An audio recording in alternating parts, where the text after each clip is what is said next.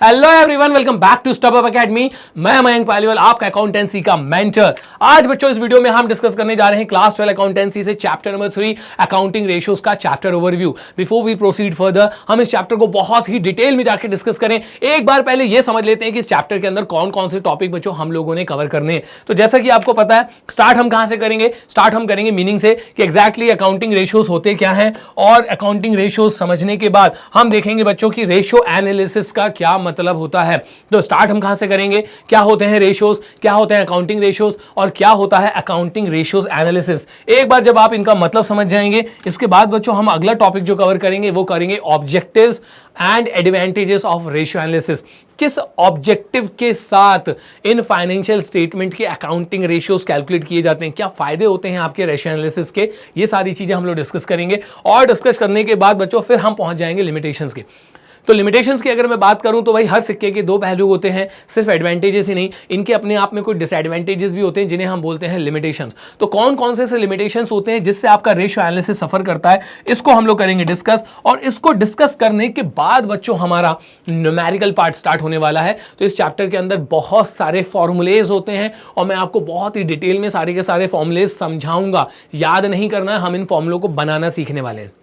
तो जब आप किसी भी फाइनेंशियल स्टेटमेंट का एनालिसिस करने के लिए रेशियो एनालिसिस टूल का यूज करते हैं, तो उसके बाद फिर आपको बच्चों रेशियोज का ना क्लासिफिकेशन करना पड़ता है। रेशियो को अलग अलग हेड में डिवाइड किया गया है। हर एक रेशियो का अपने एक पर्टिकुलर ऑब्जेक्टिव होता है, उस ऑब्जेक्टिव को पूरा करने के लिए उस रेशियो को कैलकुलेट किया जाता है। जैसे अगर हम बात करें तो रेशियो को जनरली डिवाइड किया जाता है अंडर 4 हेड्स। सबसे पहला आपका होता है लिक्विडिटी रेशियोज। तो लिक्विडिटी रेशियोज में हम क्या कवर करेंगे? लिक्विडिटी रेशियो का पहले आप ऑब्जेक्टिव समझेंगे कि लिक्विडिटी रेशियोज क्यों कैलकुलेट किए जाते हैं। तो लिक्विडिटी रेशियो कैलकुलेट किए जाते हैं to check short term solvency. अब क्या होता है शॉर्ट टर्म सॉल्वेंसी, ये सब हम डिस्कस करने वाले हैं अपने डिटेल लेक्चर में। तो लिक्विडिटी रेशियो के अंदर बच्चों आप कवर करने वाले हो करंट रेशियो और इसके अलावा लिक्विड रेशियो। तो लिक्विडिटी रेशियो में हम लोगों को दो ही रेशियो के अंदर डील करना है। नेक्स्ट बच्चों जो हमारा अगला टॉपिक निकल कर आएगा वो निकल कर आएगा सॉल्वेंसी रेशियो। तो सॉल्वेंसी रेशियोज क्यों कैलकुलेट किए जाते हैं, इसका मतलब हम समझेंगे, इसका ऑब्जेक्टिव हम देखेंगे, इसका सिग्निफिकेंस हम देखेंगे। तो यहां पर सॉल्वेंसी रेशियो कैलकुलेट किए जाते हैं to check long term solvency. अब लॉन्ग टर्म सॉल्वेंसी क्या होता है, ये सारी चीजें हम डिटेल लेक्चर्स में कवर करने वाले हैं। रेशियोज की अगर मैं बात करूं कि इसमें कौन कौन से रेशियोज में आपको डील करना है, तो डेट टू इक्विटी रेशियो जिसमें कंपैरिजन किया जाता है ओनर्स फंड और बोरोड फंड का। इसके अलावा total asset to debt ratio जहां पर हम कंपैरिजन करते हैं टोटल एसेट्स और हमारी नॉन करंट लायबिलिटीज का। इसके बाद बच्चों आपके पास होता है प्रोप्राइटरी रेशियो जहां पे कंपैरिजन किया जाता है टोटल एसेट्स और शेयर होल्डर्स फंड का।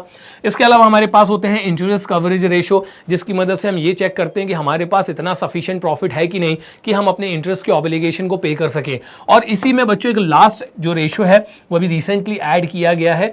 प्रीवियस ईयर के मिड में ही सीबीएसई ने ये रेशियो ऐड किया था under the head solvency ratio, debt to capital employed. तो debt to capital employed ratio में बच्चों हम लोग ये निकालना सीखेंगे कि जितना भी आपका बिजनेस का इन्वेस्टमेंट है जिसे बोला जाता है कैपिटल एम्प्लॉयड, उसमें आपने कितना फ्रैक्शन डेट का मिला के रखा है। इसके बाद बच्चों अगर हम लोग आगे चलेंगे तो जैसा कि मैंने आपको बताया कि जो ब्रॉड इनकी कैटेगरी है उनको डिवाइड किया गया अंडर 4 हेड्स। तो लिक्विडिटी हमने कवर कर लिया है, सॉल्वेंसी रेशियो हमने कवर कर लिया है। इसके बाद आते हैं बच्चों आपके एक्टिविटी और टर्नओवर रेशियोज। तो एक्टिविटी और टर्नओवर रेशियोज कैलकुलेट किए जाते हैं to check the operational efficiency of the business. आपका बिजनेस अपने रिसोर्सेज को कितने बेहतर तरीके से यूटिलाइज करता है ना, ये सब हम कहां से पता लगा लेंगे? एक्टिविटी रेशियोज से। तो यहां पर बच्चों अलग अलग रेशियोज कैलकुलेट किए जाते हैं just like inventory turnover ratio, trade receivable turnover ratio. तो ये सब आपकी एफिशिएंसी को शो करते हैं। इन्वेंट्री टर्नओवर रेशियो की अगर हम बात करें तो इसकी मदद से मैं ये पता लगा लूंगा कि ऑन एन एवरेज आप जितनी भी इन्वेंट्री अपने पास होल्ड करके रखते हैं आप उसको कितने टाइम सेल्स में कन्वर्ट कर लेते हैं। Trade receivable turnover ratio, trade payable turnover ratio से हम ये पता लगा लेते हैं कि हम अपने डेटर्स और क्रेडिटर्स को कितने जल्दी जल्दी रोटेट करते हैं। इसके अलावा वर्किंग कैपिटल टर्नओवर रेशियो भी बच्चों हमने स्टडी करना है जिसमें हम ये स्टडी करेंगे कि कितनी वर्किंग कैपिटल आप होल्ड करके रखते हैं और उस वर्किंग कैपिटल की कितनी टाइम आप उसको सेल्स में कन्वर्ट कर लेते हैं। तो आप अपनी वर्किंग कैपिटल को जितने बेहतर तरीके से यूटिलाइज करेंगे आप उसको उतने ज़्यादा सेल्स में कन्वर्ट कर लेंगे। तो ये चीज़ हमें कहाँ से पता चल जाती है? वर्किंग कैपिटल टर्नओवर रेशियो से। इसके अलावा बच्चों ये फिक्स एसेट टर्नओवर रेशियो और नेट एसेट टर्नओवर रेशियो ये भी हमारे debt to capital employed ratio जैसे प्रीवियस ईयर के मिड स्लाइड में ही ऐड किए गए हैं, लेकिन अब हमको इनको भी पढ़ना है। तो फिक्स एसेट टर्नओवर रेशियो और नेट एसेट टर्नओवर रेशियो को भी हम लोग देखेंगे क्या होते हैं, किस तरीके से इनको कैलकुलेट किया जाता है और इसका क्या ऑब्जेक्टिव होता है। लास्ट बच्चों जो कैटेगरी होती है रेशियोज की वो होती है प्रॉफिटेबिलिटी रेशियोज। तो प्रॉफिटेबिलिटी रेशियोज कैलकुलेट किए जाते हैं to check the earning capacity of the business.